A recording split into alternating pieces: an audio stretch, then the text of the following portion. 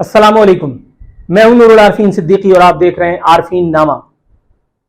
यह खबर पढ़ करके रगों में खून खौलने लगा और इसीलिए मैं अपना गुस्सा लिए आपकी खिदमत में हाजिर हो गया हूं। अमरीकी सदर की रहायशगाह से कोकेन क्या बरामद हुई, गोरों ने आसमान सर पे उठा लिया है। व्हाइट हाउस में कोकेन का थोड़ा बहुत मलगूबा कुछ बरामद हो गया होगा और इतनी सी बात पर इन गोरों की कमजरफी देखिए।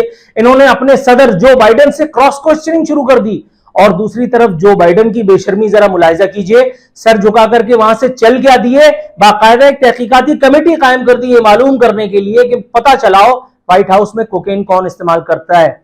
अरे कमजरफो, तुम लोगों से अपने रहनुमाओं की, अपने मसीहाओं की, अपने रहबरों की इतनी छोटी छोटी सी गलतियां भी माफ नहीं होती। हमें देखो, मुस्लिम दुनिया का इतना बड़ा नाम, वाहिद मुस्लिम एटॉमिक पावर, और देखो हमारी आला जरफी। हमने कोकेन क्या बर्दाश्त की, हमने पूरे का पूरा कोकेनी वजीर आजम बना करके वजीर आजम हाउस में रख छोड़ा। पूरे का पूरा कोकेनी वजीर आजम हमने उसको सादिक और अमीन तक डिक्लेयर करवाया। और हम, जब मैं कह रहा हूं तो ये हम कौन था, मैं सबसे पहले पाकिस्तान की सिक्योरिटी, मिलिट्री एस्टेब्लिशमेंट और फिर पॉलिटिकल अशराफिया की बात कर रहा हूं। पॉलिटिकल अशराफिया को दूसरे नंबर पर रखता हूं मैं, बल्कि दूसरे नंबर पर पाकिस्तान की सुप्रीम कोर्ट है। अरे कमजरफो, अरे बेशर्मो, अपने लोगों का इतना एहतसाब कर करके कहां क्या मट्टी में जाने का ख्वाहिशमंद हो। देखो हमने हजरत अली रजी अल्लाह तआला अन्हु के उस कौल मुबारक को भी माअज़ल्लाह तौबा इस्तग़फ़ार, मेरे मुंह में खाक, गलत साबित कर दिया है कि माशरे जो है वो कुफ्र के साथ जिंदा रह सकते हैं, नाइंसाफी के साथ नहीं। देखो हम रोज बरोज नाइंसाफी के माबद तामीर करते चले जा रहे हैं। रोज बरोज देखो हम कहां जाके खड़े हो गए हैं। हमने अपने चीफ जस्टिस की तनख्वाह 12 लाख समथिंग पर पहुंचा दी है।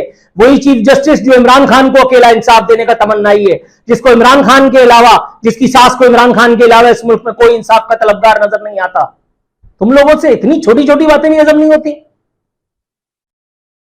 अमरीकी निजाम को तुम लोगों ने तलपट करके रख दिया इतनी छोटी सी बात पे कि व्हाइट हाउस में कोकेन थोड़ा सा बरामद क्या हो गई। अबे भाई देखो, हमने पूरे का पूरा थंबनेल की पिक्चर जाकर के देखो। पाकिस्तान का साबिक आर्मी चीफ, जो उस वक्त साबिक नहीं था, बाजवा, किस तरह से उस वक्त के डीजीआईएसआई से, उस वक्त डीजीआईएसआई थे या बहरहाल नहीं थे, बहरहाल यूनिफॉर्म में तो थे, सैयद आसिम मुनीर, उनसे किस तरह से तारुफ करवा रहा है और वो किस तरह से खुशू और खुजू के साथ सलूट कर रहे हैं उस वक्त के कोकेन खान को, उस वक्त के वजीर आजम को। पाकिस्तान की सिक्योरिटी, मिलिट्री एस्टेब्लिशमेंट को पता था, पाकिस्तान की सुप्रीम कोर्ट को पता था, पाकिस्तान की पॉलिटिकल अशराफिया को पता था कि इमरान खान बदकिरदार आदमी है, इमरान खान बदअहद आदमी है, इमरान खान कोकेन खान के नाम से भी जाना जाता है, इमरान खान औरतों का परस्तार है, इमरान खान की कुछ इन्वर्टेड कॉमास में मजेदार ऑडियोज और वीडियोज मौजूद है। लेकिन उसके बावजूद, बल्कि दीदा और दानिस्ता, शायद उसी एक वजह के सबब इमरान खान को सदाकत और अमानत का लेबल दिलवा करके पाकिस्तान की सुप्रीम कोर्ट के सबसे बड़े सियासतदान साकिब नासूर से पाकिस्तान की मिलिट्री एस्टेब्लिशमेंट ने, पाकिस्तान की सिक्योरिटी एस्टेब्लिशमेंट ने उसको कसरे वजीर आजम में बिठाया। 3.5 साल तक उसको सलामी के चबूतरे में खड़ा करके सल्यूट करते रहे। पाकिस्तान का मिलिट्री चीफ, पाकिस्तान का आईएसआई का चीफ, पाकिस्तान की तमाम मुसल्लह अफवाज उसको सल्यूट करती रही। और अगर तुम्हें हमारी आला जरफी मजीद देखनी है तो जरा ये देखो कि हमने किस तरह से साबिक मिस्टर 10%, जो किसी जमाने में मिस्टर 100% बना करके हमने ऐवान सदर में बिठा दिया था।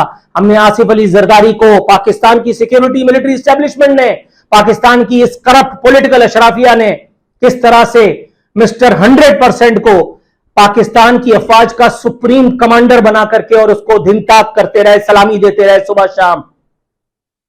तुम लोगों से एक छोटा सा कोकेन बरामद नहीं हुआ, थोड़ा सा कोकेन व्हाइट हाउस में, भाई किसी भी जगह आगे पीछे किया जा सकता था। तुम अमरीकी कमजरफी की इंतहा पर हो।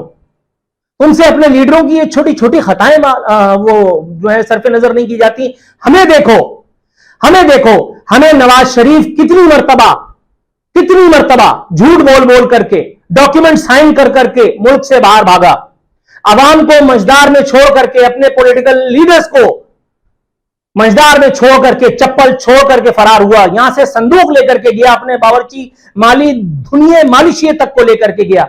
और उसके बावजूद आप देखिए, एक मरतबा फिर हम वजीर आजम के रूप में उसको देखने की तमन्नाई है।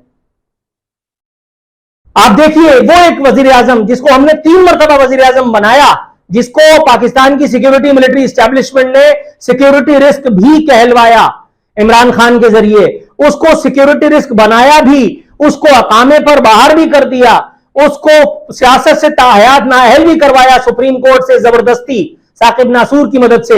एक मरतबा फिर आमन्ना सदकना का यह खेल खेला जा रहा है। तुम लोगों से, अमरीकियों से छोटी छोटी खताएं अपने लोगों की माफ नहीं होती। अरे हमें देखो, हमें देखो, क्लिफ्टन वाले जियाउद्दीन अस्पताल में कितनी बड़ी पर्सनैलिटी थी उस वक्त, जो है वो खैर मतून थी सियासी तौर पर, लेकिन वो अपनी मशकूक बीमारी के जरिए से आल खान अस्पताल में जब महसूर थी, तो उसकी दिलबस्तगी के लिए हमने पाकिस्तान की एक टॉप की एक्ट्रेस को किस तरह से वहां मुजरा करने के लिए पहुंचवाया। अस्पताल को चारों तरफ से फोर्सेस ने घेर रखा था। और जब मैं फोर्सेस कह रहा हूं तो मैं सिर्फ पुलिस फोर्स की बात नहीं कर रहा, मैं पाकिस्तान की इंटेलिजेंस इदारों की भी बात कर रहा हूं, मैं पाकिस्तान की मिलिट्री की भी बात कर रहा हूं। बाहर मिलिट्री का, सिक्योरिटी फोर्स का, पुलिस का पहरा था, और अंदर जो है वो जमहूरियत का नंगा नाच हो रहा था।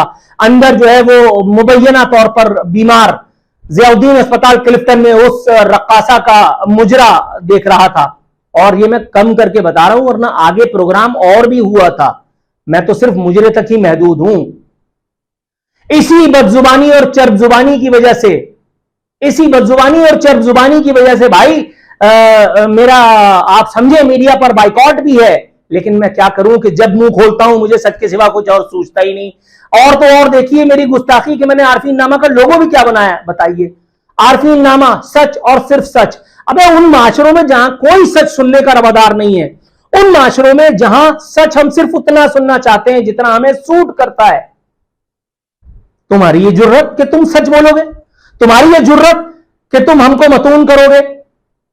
हम किस तरह से हाथ झाड़ करके खड़े हो जाते हैं। 9 मई हुआ, इमरान खान और तमाम मंसूबा साजों को सजा दी जाएगी। बिल्कुल दीजिए, हम आपके साथ हैं, हम आपके साथ हैं। लेकिन पहले इमरान खान को बनाने वालों और उसको सलामी देने वालों को कटहरे में लेके आइए।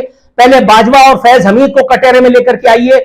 आसिफ गफूर से पूछिए किस तरह से वो तारिक जमील की मीटिंग अरेंज करवाया करता था, किस तरह से वो नवाज शरीफ के खिलाफ आकर के और मईशत की बहाली पर DGSPR होते हुए वजीर आजम, साबिक वजीर आजम नवाज शरीफ के आखिरी दिनों में प्रेस कॉन्फ्रेंसेस किया करता था।